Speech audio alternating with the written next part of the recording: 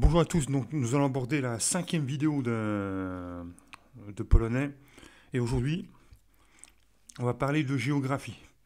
Donc là je ne vais pas me casser la tête, je vais simplement me contenter de lire l'article Wikipédia. Voilà. Et pas forcément tout, donc ça va être la géographie. Hein. Alors,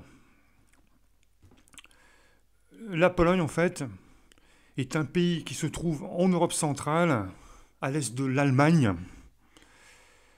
Alors il faut savoir que globalement, la Pologne est une plaine ininterrompue qui va de la mer Baltique, qui se trouve au nord, à la chaîne des Carpates, qui lui se trouve au sud. Donc au sud, c'est-à-dire, on va dire grosso modo, vers la Slovaquie. À l'intérieur de cette plaine, les variations de relief vont généralement d'est en ouest.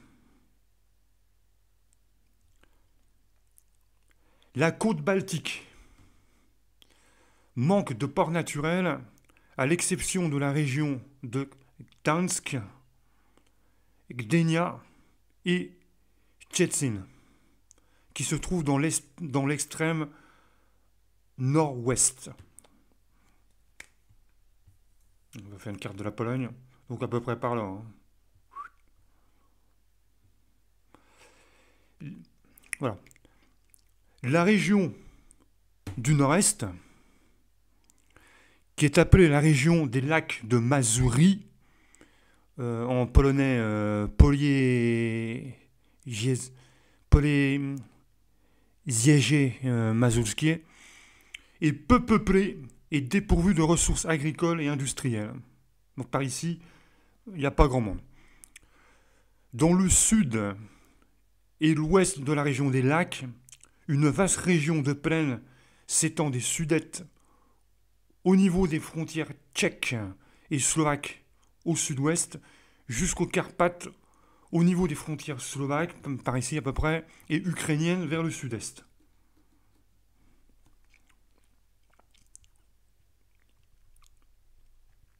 Le pays s'étend sur 649 km du nord au sud, donc 649 km à peu près, et 689 km d'est en ouest. Donc là, ça fait à peu près 689. La superficie de la Pologne est de 312 683 km², y compris évidemment les eaux intérieures, donc la mer Baltique. Voilà, la dernière fois j'ai dit la mer du Nord, mais bon, c'est parce que j'ai une très faible connaissance de géographie, donc Gdansk se trouve à peu près par là. Donc c'est la mer Baltique. Alors, les pays voisins, nous avons l'Allemagne ici. Donc l'Allemagne se trouve là.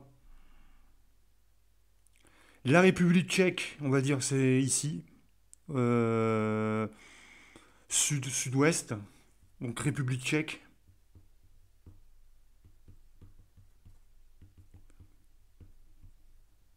Là, vous avez la Slovaquie, au sud. Et ici, vous avez l'Ukraine.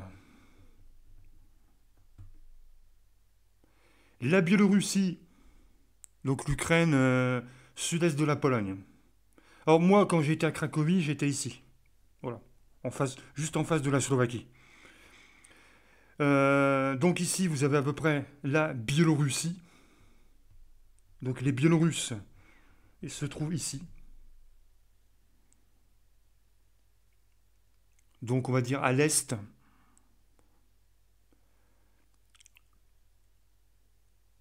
La Lituanie se trouve ici. Donc la Lituanie, c'est le nord-est. Alors, vous serez un petit peu moins idiot en géographie. Hein. Et la Russie, alors, il faut savoir qu'il y a une zone russe qui se trouve là, euh, qui s'appelle l'oblast de Kaliningrad, qui se trouve au nord-est. Donc là, c'est la Russie. Mais en fait, c'est juste une partie de la Russie. Alors, on ne sait pas pourquoi les Russes se trouvent là, puisque là, si vous voulez, vous avez la Lituanie, et en fait, la grosse partie de la Russie se trouve juste après la Lituanie et la Biélorussie. Et puis l'Ukraine, si on veut. Voilà.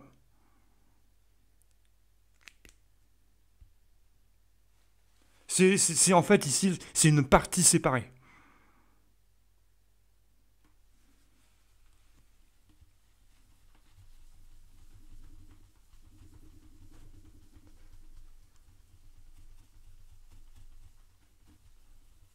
Voilà, ça c'est pour la géographie. Alors ensuite, au niveau de la topographie. Alors, l'altitude moyenne de la Pologne est de 173 mètres. Ça veut dire il n'y a pas beaucoup de montagnes. Enfin, c'est assez plat, hein. Et il n'y a que 3% du territoire de la Pologne qui en fait se trouve... Alors, je vais refaire la carte de la Pologne. Grosso modo, hein. Euh, donc il se trouve le long de la frontière sud, qui a une altitude qui est supérieure à 500 mètres. Voilà. Donc ça monte pas très haut. 500 mètres, c'est pas très haut, hein. Il y a pas, c'est pas là que vous trouverez des grandes montagnes, hein. Ouais, c'est quand même assez bien vallonné, hein. Alors, le point... non, qu'est-ce que je dis? Il n'y a que 3%. Voilà. Il n'y a que 3% du territoire polonais qui est supérieur à 500 mètres. Et le point culminant, je dis qu'il n'y a pas de montagne, mais c'est faux. Le point culminant de la Pologne, c'est le mont Ressé, qui lui est supérieur à 2499 mètres. Voilà. Ça se trouve dans la chaîne des Carpates et c'est à 95 km de Cracovie. Donc, Cracovie, c'est ici. Donc, à 95 km de Cracovie, au sud, se trouve le mont Ressé, qui culmine à 2499 mètres. Donc, si vous voulez voir la montagne, il faut aller dans la chaîne des Carpates.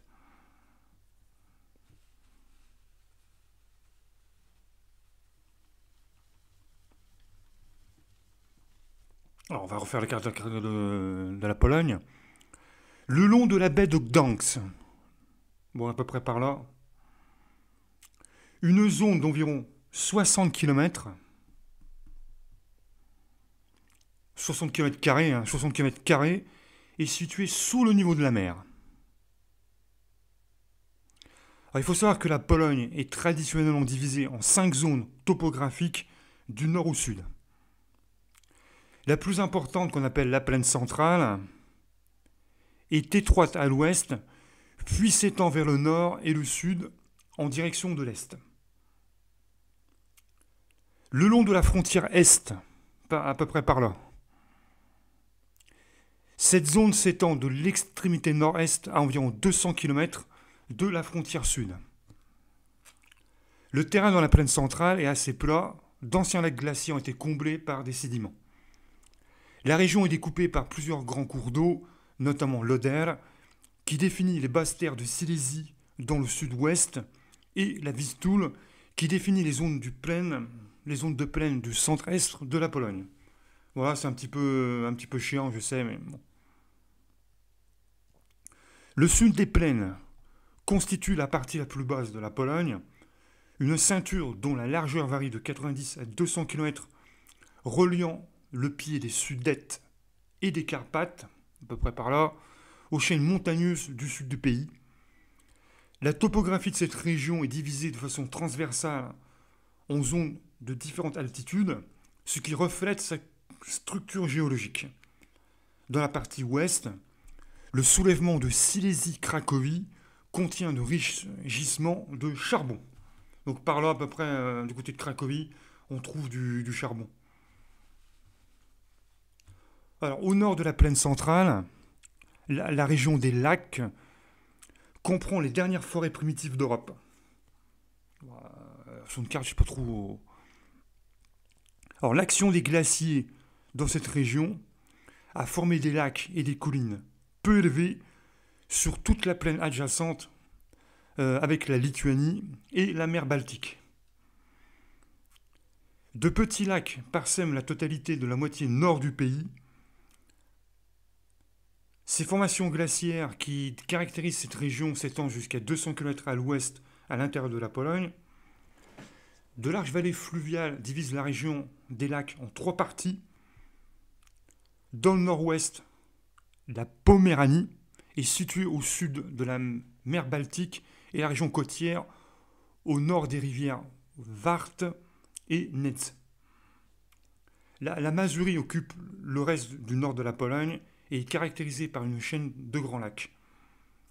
La plupart des 9000, j'ai bien dit 9300 lacs de plus de 10 000 mètres carrés de cette zone sont situés dans la partie nord de la région du lac, où ils occupent environ 10% de la surface. Donc il y a à peu près en Pologne 9300 lacs. Je pense qu'ils sont à peu près par là.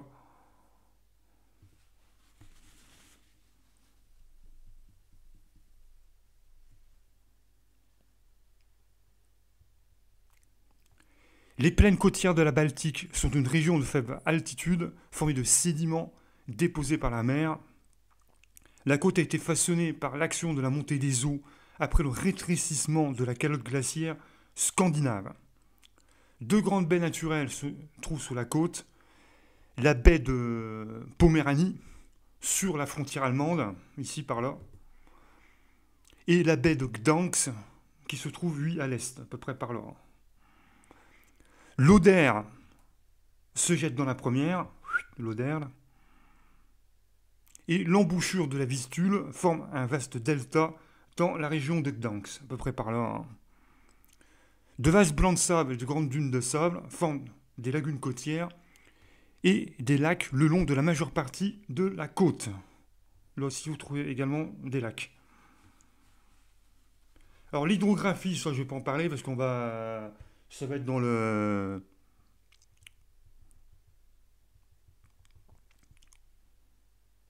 Quand on va voir les lacs et les rivières. Le climat.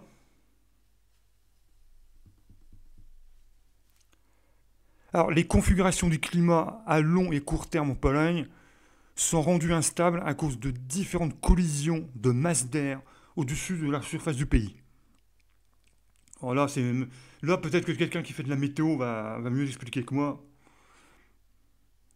Alors le pays est au carrefour du courant maritime qui se déplace à travers l'Europe de l'Ouest, du courant arctique qui balaye le pays du nord au sud, depuis le nord de l'océan Atlantique, et du courant subtropical qui provient du sud de l'océan Antarctique. Mais du sud. Il vient de là. Bien que le courant arctique domine une grande partie de l'année, sa conjonction avec des fronts plus chauds modère de façon générale les températures et provoque des précipitations abondantes, des nuages et du brouillard. Quand cette modération n'intervient plus, les températures hivernales peuvent avoisiner, attention mesdames et messieurs, moins 40 degrés dans les zones montagneuses. Il paraît par ici, dans les zones montagneuses, il peut faire moins 40 degrés. Alors, le printemps est tardif. Il débute à partir du mois d'avril, apportant principalement des jours ensoleillés, après une période d'alternance entre des conditions hivernales et printanières. L'été, qui s'étend de juin à août, est ordinairement moins humide que l'hiver. Des pluies battantes et des tempêtes s'alternent avec un temps sec et ensoleillé, généré lorsque les vents du sud soufflent. Le début de l'automne est bien souvent ensoleillé et chaud avant d'amorcer une période pluvieuse et plus froide en novembre, marquant la transition vers l'hiver.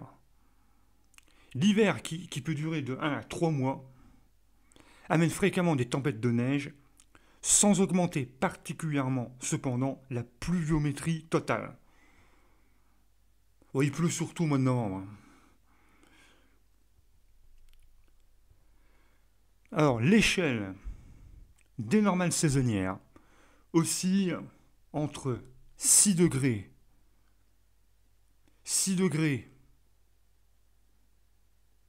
dans le nord-est à 8 degrés dans le sud-ouest. Nord-est. Donc nord-est, 6 degrés par ici. Donc c'est l'échelle des normales saisonnières. Hein, à 8 degrés par ici. Dans le sud-ouest. Non, j'ai fait l'inverse. 6 degrés. J'y suis plus. 6 degrés dans le nord. Dans le nord. Oh là. 6 degrés dans le nord-est qui se trouve ici. À 8 degrés dans le sud-ouest. Alors ça, c'est les normales saisonnières.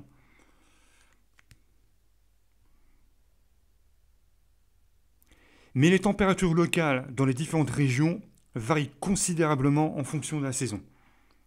Sous les plus hauts sommets, la température moyenne est de 0 degré. Donc c'est par là, le plus haut sommet se trouve par là.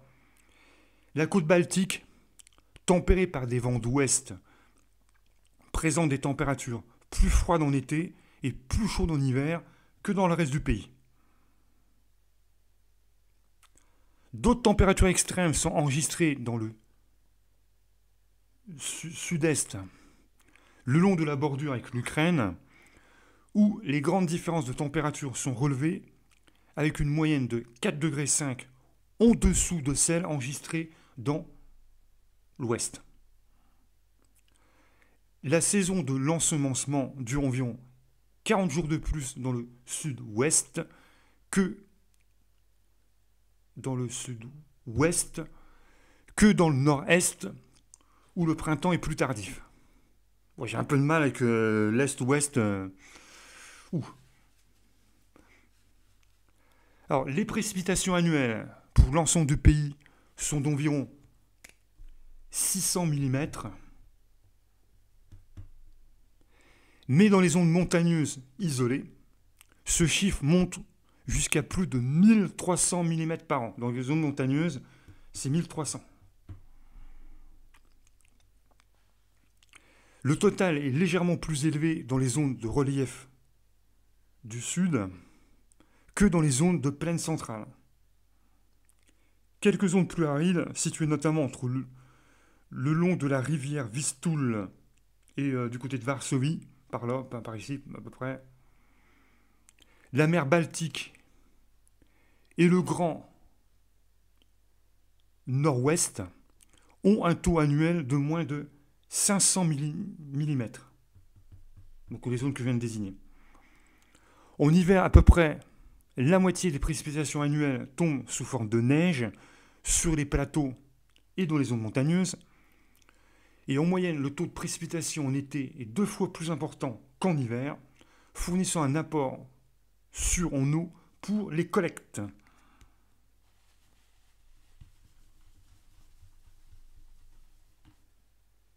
Bon, ça c'est fini pour la météo. Je me suis un petit peu embrouillé avec vous avez vu, avec l'est, l'ouest, le nord-est, le sud-est. Alors maintenant, on va donner quelques données brutes. Alors, la surface totale est de 312 685 km². À savoir que la Terre, pour vous donner un ordre d'idée, c'est 300. Que la terre polonaise. La Terre est constituée, donc c'est 304 465 km².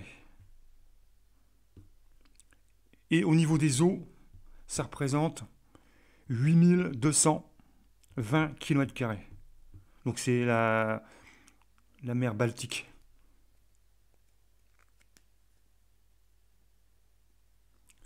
Donc les eaux territoriales, c'est 12 000 nautiques. On dit 12 000 nautiques. La Pologne contient du charbon, du soufre, du cuivre, du gaz, naturel bien sûr, du fer, du zinc, du plomb, du sel et des terres arables. En ce qui concerne l'utilisation du sol, les terres arables, donc les terres arables, constituent 47% du territoire. Les cultures permanentes, 1%. Les pâturages permanents, 13%. Les forêts et les terres boisées, donc les forêts et les bois, forêts et bois, 29%.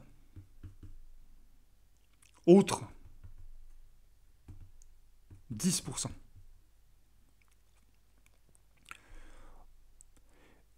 Concernant les terres irriguées, alors les terres irriguées,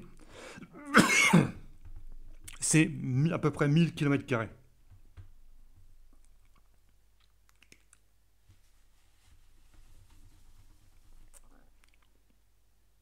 Alors on va parler des enjeux environnementaux.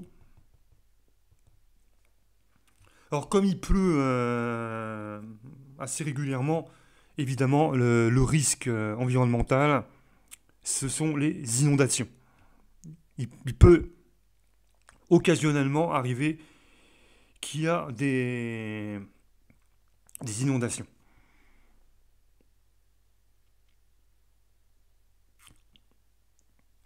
Alors maintenant, les problèmes actuels en ce qui concerne l'environnement. Il faut savoir que depuis 1989, la situation s'est améliorée en raison du déclin de l'industrie lourde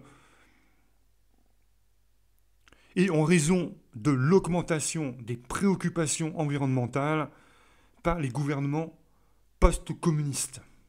Bon, les communistes, j'ai l'impression qu'ils s'en foutaient un petit peu. Alors, il faut savoir que la pollution de l'air demeure grave en raison des émissions de dioxyde de soufre des centrales alimentées au charbon et en raison des pluies acides qui ont causé de forts dommages dans les forêts. Donc il y a des petites pluies acides qui tombent. Dioxyde de soufre, bon, voilà. La pollution de l'eau provenant des sources industrielles et municipales est également un problème, de même que l'élimination des déchets dangereux. Mais je pense que ça, c'est un peu le problème de tous les pays occidentaux. Mais je pense que c'est encore plus le problème dans les pays qui ne sont pas développés. Parce qu'en général, on fout les déchets dans ces pays-là, quoi. Donc c'est un problème dans les pays occidentaux, mais je pense que le problème est encore plus grave dans les pays sous-développés. Genre l'Inde, vous voyez le truc.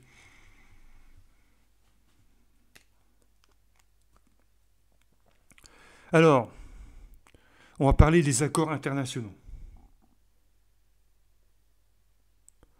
Donc pour les accords internationaux, on a le protocole au traité sur l'Antarctique, qui concerne bien sûr la biodiversité, les changements climatiques, l'endangered species, l'environmental modification, qui concerne les déchets dangereux, le droit de la mer, le marine dumping, l'interdiction évidemment des essais nucléaires, la protection de la couche d'ozone, la pollution des navires et bien sûr les zones humides. Donc tout cela, la Pologne est partie de tout ça, a signé des contrats concernant tout ce que je viens de dire. Ensuite, et ratifié bien sûr. Par contre, ils ont signé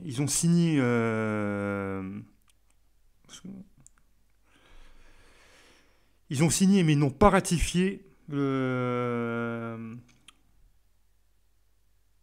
les accords suivants. Donc les accords qui ont été signés mais non ratifiés sont les accords sur la pollution de l'air, sur les oxydes d'azote, concernant la pollution atmosphérique, les polluants organiques persistants, la pollution de l'air, notamment le soufre 1994. Ils ont signé mais n'ont pas ratifié tout ce qui concerne les changements climatiques. On en parle beaucoup en France d'ailleurs, les changements climatiques. Mais eux, ils n'ont pas ratifié. Et bien sûr, le fameux protocole de Kyoto. Après, bon, de tout ce que je viens de dire, sur la topographie, le climat, la géographie pure et dure et l'écologie, après, on peut comparer avec la France et puis les autres pays d'Europe. Pas, là, je ne fais pas de comparaison. Voilà.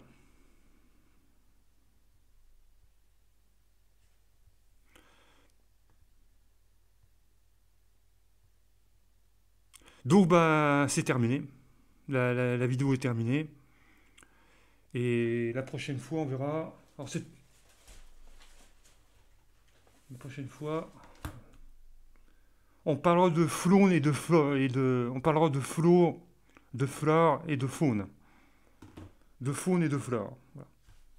Sur ce, je vous dis à la prochaine. David Zenia.